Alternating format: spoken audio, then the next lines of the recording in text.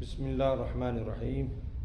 یہ سوال ہے کہ اگر نہانے کی ضرورت ہو، یعنی احتلام ہو گیا ہو یا کسی وجہ سے نہانے کی ضرورت ہے اور سحری کا وقت ہے تو کیا وہ روزہ رکھ سکتا ہے؟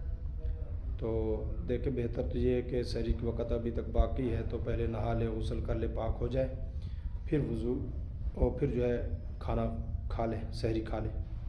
لیکن اگر وقت تھوڑا ہے اور وقت جانے والا ہے تو پھر جو ہے وضو کر کے یا کلی وغیرہ کر کے ہاتھ منہ دھو کے کھانا کھا کے اس کے بعد غسل جلدی کر لینا چاہیے۔